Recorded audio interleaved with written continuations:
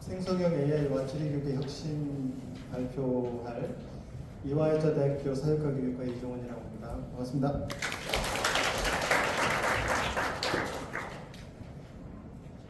오늘 발표할 내용은 사실 발표문에 제가 조금 상세하게 적어놨어요. 그래서 혹시라도 제가 이제 건너뛰는 내용은 발표문을 보시면 이해할 수 있으니까 그렇게 염두에 두시고 발표를 들으시면 되지 않을까 생각이 됩니다.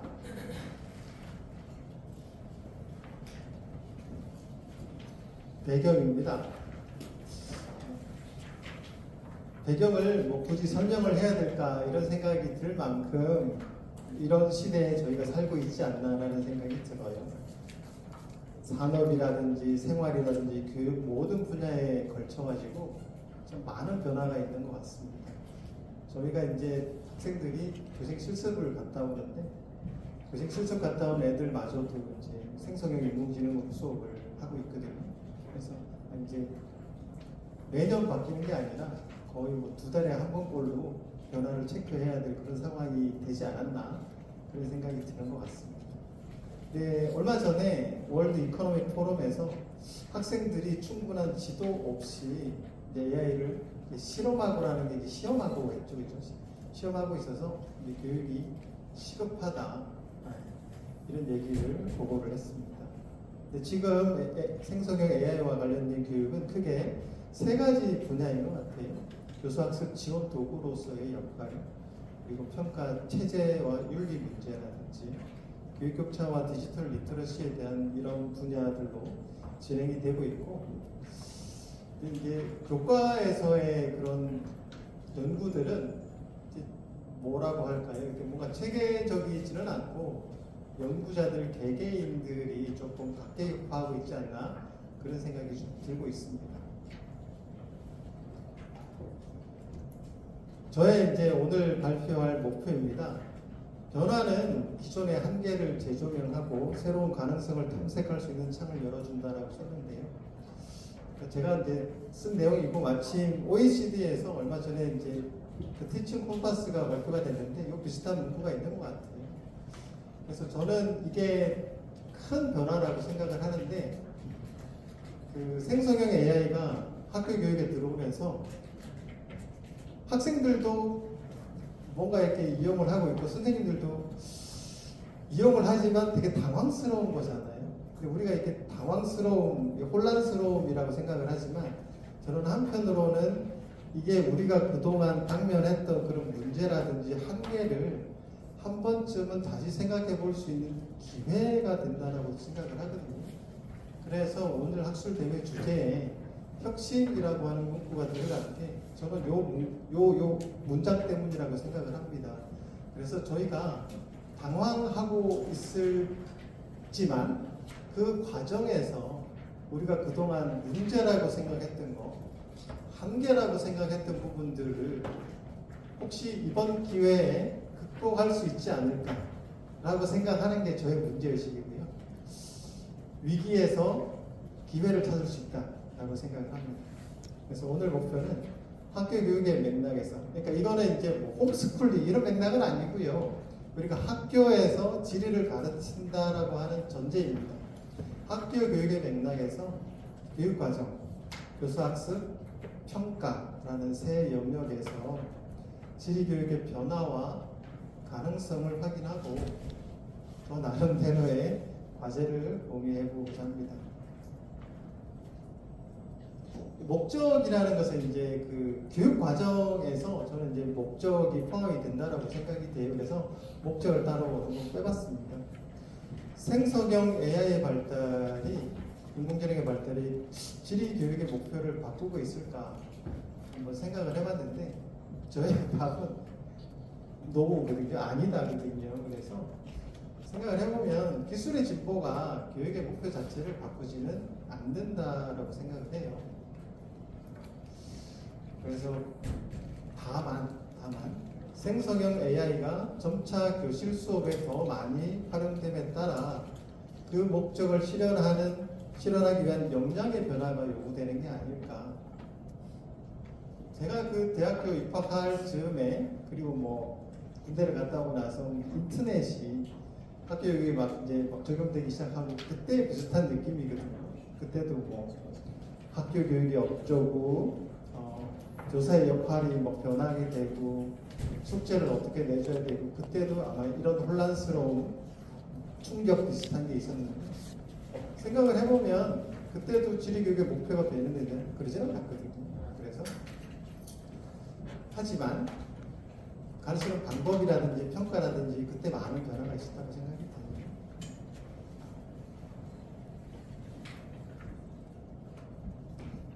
이 그림 아마 익숙하신 분들 많이 있으실 텐데 이게 이제 우리가 흔히 이제 수업을 얘기할 때 어떤 방식으로 수업을 하는지 이제 세 가지로 이제 구분을 하잖아요. 그래서 이제 그림을 가지고 많이 설명을 하는데 그래서 뭐 교사가 전달한다라든지 아니면 뭐 상호작용을 한다라든지 그리고 학생들 간에 뭐 상호작용을 좀 인커리지 한다라든지 그런 식으로 지금까지 이제 수업을 설명했다면 생성형 AI가 많이 활용되면 오른쪽으로 이제 바뀌게 될 가능성이 많은 것 같아요.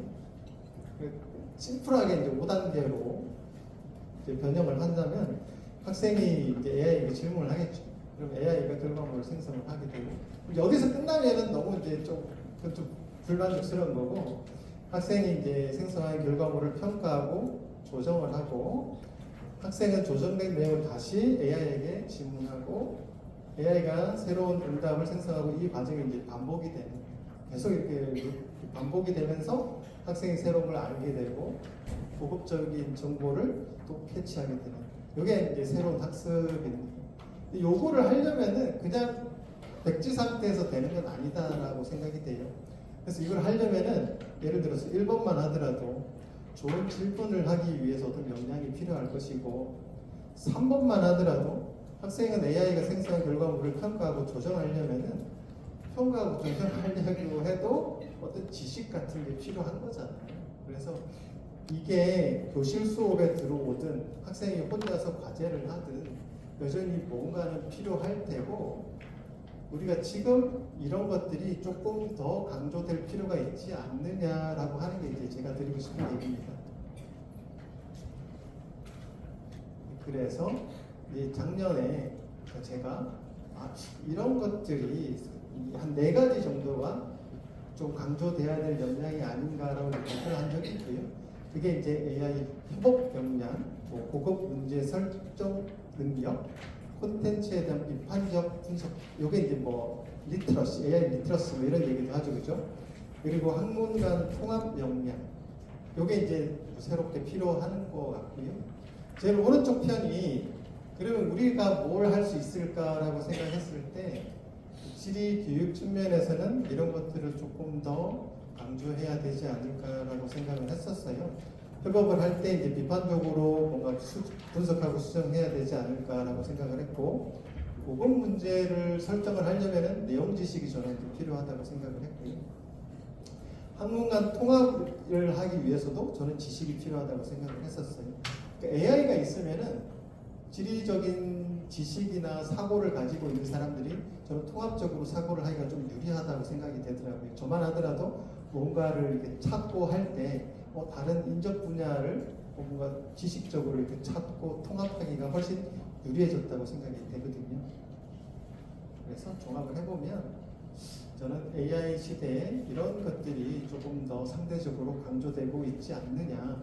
저뿐만 아니라 다른 분들도 이렇게 얘기를 하고 있고 여전히 마지막 보시면 내용 지식은 필요하다, 강조될 필요가 있다라고 생각을 합니다. 두 번째는 아니고 여전히 첫 번째입니다. 지리교육 과정입니다. 지리교육 과정의 이제 성취 기준인데 목표하고 성취 기준은 저희가 좀 구분할 필요가 있는 것 같아요. 교육 과정의 성취 기준은 우리가 이제 목표하고 내용 지식만 있는 건 아니고 그것을 어떻게 달성할 것인가라고 하는 교수 학습 부분을 이제 우리나라에서는 같이 이제 포괄하고 있기 때문에 이 부분은 AI를 비껴나가기가 어려운 것 같아요. 그래서 성취 기준이라고 만약에 얘기하거나 학습 목표라고 얘기하면 상당히 생성형 AI의 영향을 받을 수밖에 없지 않을까라는 생각이 듭니다. 그래서 지리교육과정의 성취 기준은 기술 환경의 변화에 따라 조정이 될 것 같습니다. 생성형 AI 환경에서 일부 성취 기준은 도구와 협력적 학습을 통해서 지리적 지식을 깊이 이해하고 실제 공감 문제를 창의적으로 저는 해결하는 방향으로 재구성이 되어야 된다고 생각을 하고요. 예를 들어서 이건 이제 예시인데요. 지금 현재 이제 한국지리탐구 같은 경우에 이렇게 되어 있어요. 통계 자료를 활용해서 시각화하고 분석하고 사회적 대응 방안을 모색한다라고 되어 있다면 생성형 AI 이전에는 아마 직접 데이터를 가지고 뭐 그래프를 작성해 보거나 지금은 안 그렇습니다만은 결과를 해석하는 데 초점을 맞추었다면 생성형 AI를 통해서 그래프를 작성한다라거나 결과를 해석하는 게 너무 쉬워졌어요, 사실은. 그래서 이것들 쉽게 해결할 수 있는 것들을 꼭 버리자라는 얘기는 아니에요. 뒤에 이렇게 써 있어요. 이것들을 할 수 있으니까 오히려 이것들을 딛고 조금 더 고차적인 것을 할 수 있는 기회가 열린 게 아닌가라는 생각이 들어요. 그래서 밑에 이제 부연을 했는데 제가 하고 싶은 얘기는 모든 성취 기준을 AI를 활용하는 방식으로 전환해야 된다라는 주장은 아닙니다. 저희에게 하나의 선택지가 더 생긴 거라는 생각이 들어요. 그래서 이 선택은 누가 할 것이냐, 그건 뭐 선생님이 하는 거죠, 그죠? 이 학생들이 입장에서 무엇을 배우는 게 우선적이 될 것인가? 교과의 입장에서 정체성을 생각을 했을 때, 역량을 생각했을 때 어떤 걸 배우는 게 더 중요한가라는 그런 종합적인 판단 하에서 이제 결정을 하는 것이라고 생각이 되고요. 하지만 이것들은 분명히 우리가 고려해야 될 중요한 요인 중에 하나가 되는 것은 사실이다라는 생각이 듭니다.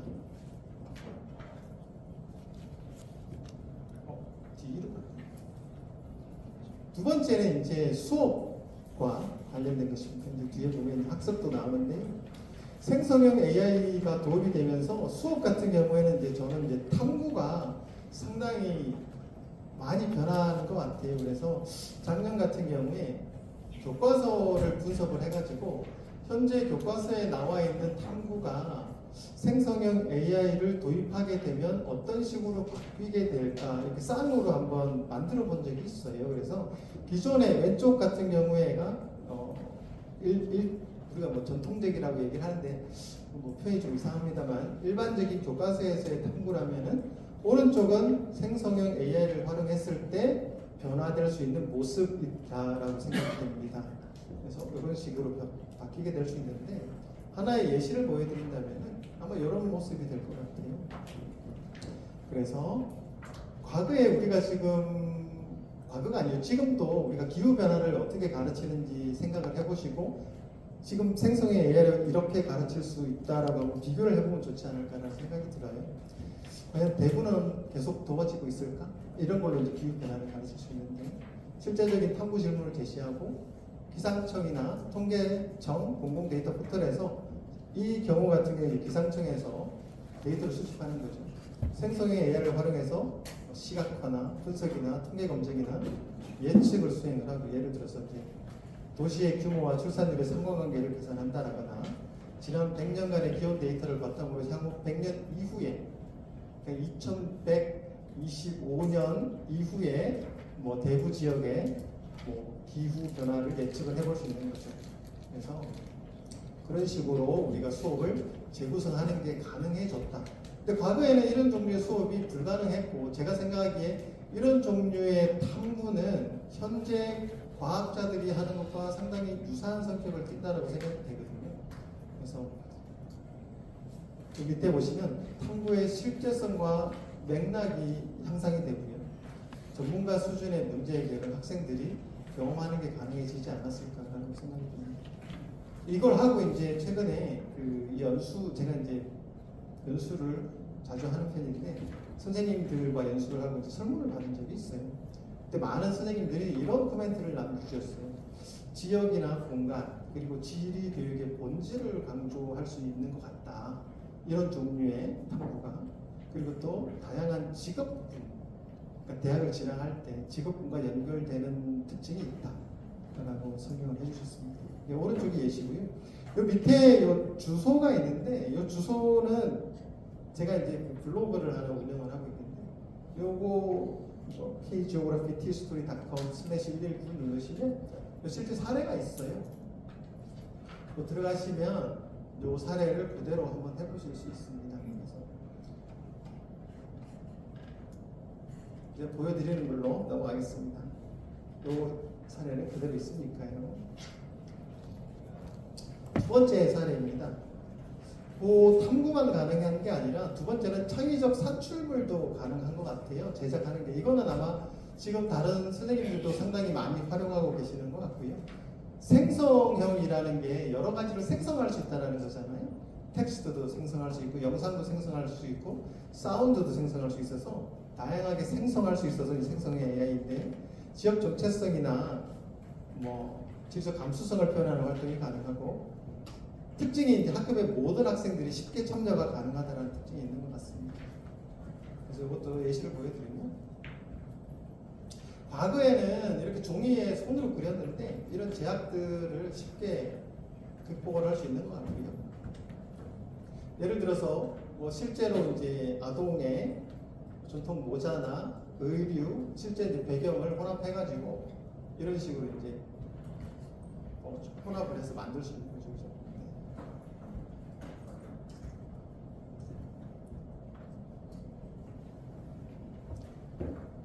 GPTS라고 나만의 GPT를 만들 수 있습니다. 우리가 탐구를 할 때 가장 어려운 게 질문을 만들거나 질문을 만들었는데 근거를 찾는 게 어렵잖아요. 그래서 이거 같은 경우에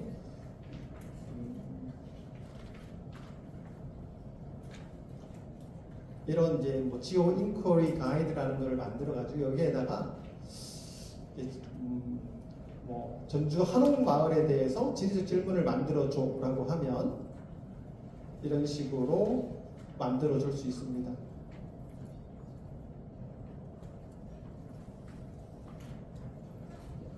여기 보면 전주 한옥마을의 오버투어리즘이라고 치면 이제 뭐 무엇인가 어디인가 왜 거기인가 다른 지역과 어떻게 연결되는가 어떻게 변해 왔는가 왜 중요한가 나는 무엇을 할 수 있는가라는 이 틀에 맞춰서 GPT가 이 질문 예시를 만들어 주고요.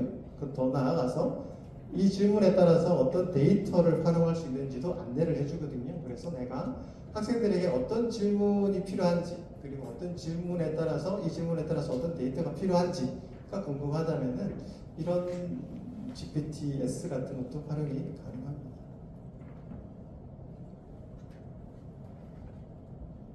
답사도 예시를 하나 알려드리겠습니다. 그래서 지리답사도 물론 뭐 변할 수 있는데 생성형 AI가 지리답사를 뭐 대체하지는 않겠죠, 그죠? 그래서 현장 자료의 실시간 분석이라든지 질문 생성까지 연계가 가능한 것 같아요. 사진이 잘 안 보이실 수 있는데 여기 보시면은 배달 오토바이가 있고 여기 이제 공유 주방이라고 써 있어요. 이제 사진을 찍고 GPT에 올리는 거죠. 도시 지리 답사 중 흥미로운 경관, 공유 주방, 배달 오토바이를 봤어. 이를 어떻게 해석하면 좋아? 이거 똑같이 쳤어요. 그럼 이렇게 도시 일상 공간의 뭐 혼합적인 이용 아니면 배달 경제와 도시 경관의 변화 이렇게 바로 설명을 해주거든요. 그래서 내가 현장에서 필요한 정보들, 선생님이 그동안 해왔던 근데 답사 같은 경우에 들리지도 않고 다 같이 모여 있어야 되고 그런 제약들이 있었잖아요. 근데 실시간으로 가능한 그런 장점들이 있습니다. 그리고 뭐 거리뷰라든지 위성 영상이라든지 시뮬레이션 등을 활용한 가상 답사 환경도 가능하지만 이런 자동화를 통해서 전통적인 답사 스킬이 우리가 디스킬도 되는 그런 약점들도 분명히 존재하는 것 같습니다.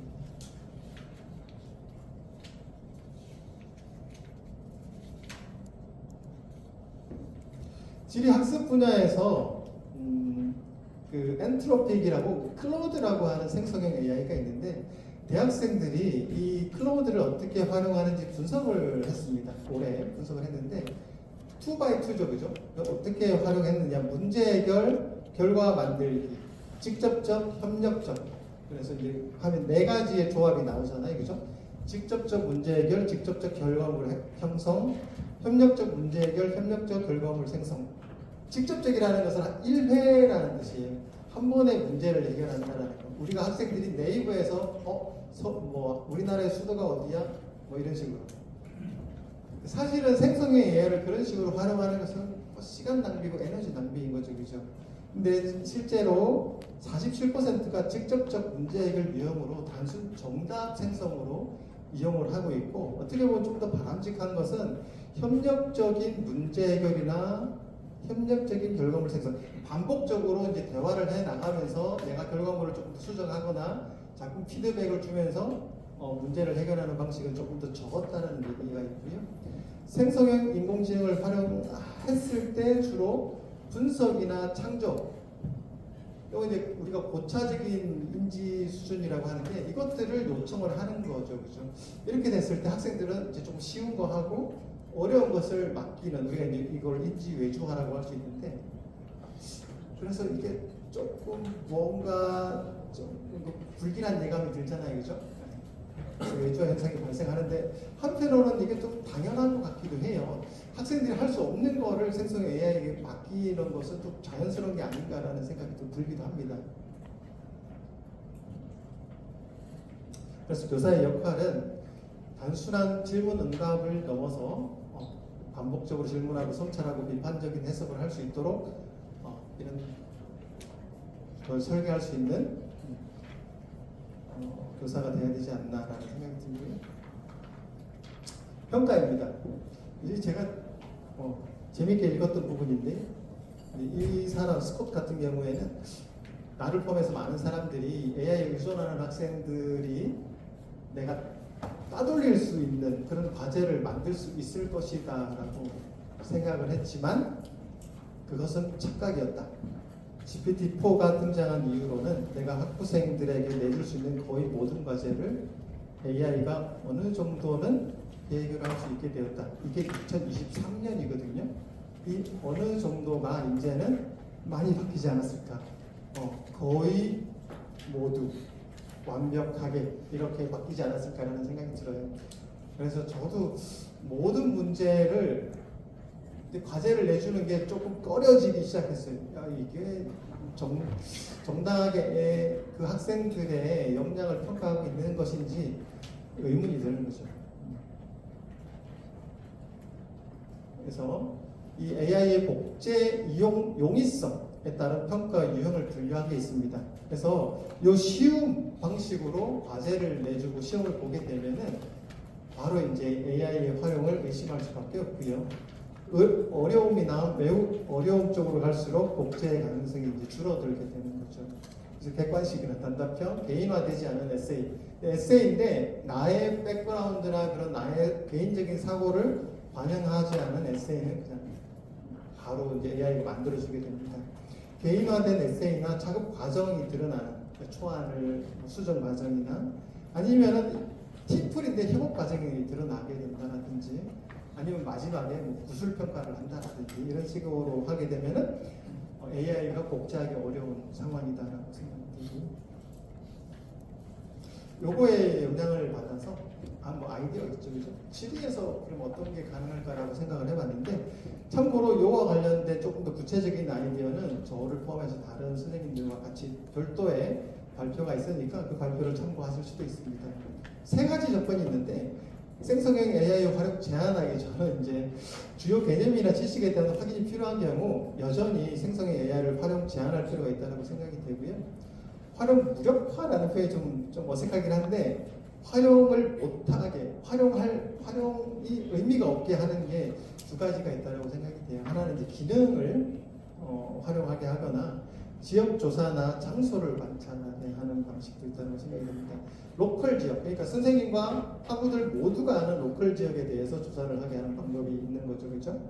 그리고 생성형 AI 활용을 저는 인커리지하는 것도 종종 필요하다고 생각이 돼요. 그래서 AI 활용 근거를 제출하게 하거나 그 프롬프트를 제출하게 하거나 현실 정보와 AI 정보를, 그러니까 뭐 그 현실 정보, 그러니까 그 지역에 대한 정보나 그 생성형 AI가 제시한 정보를 비교하게 하는 방식도 가능하지 않을까 생각됩니다. 마지막 슬라이드입니다. 그래서 이 마지막 슬라이드를 만들면서 이제 고민을 해봤어요. 무엇을 해야 될 것인가를 쓰는데 너무 많더라고요. 그래서 여러 생성형 AI 도구를 직접 사용해보고 사용 경험을 이게 너무 시시각각으로 기술이 바뀌니까 따라잡는 것도 좋긴 한데 여전히 비교를 해볼 필요가 있고요. 지리교육 과정의 성취 기준과 연결 가능한 AI 활용도를 탐색해야 되고 생성형 AI가 교수자들에게도 좋지만 학생들이 주도적으로 학습할 수 있는 이런 툴이라고 생각이 돼요.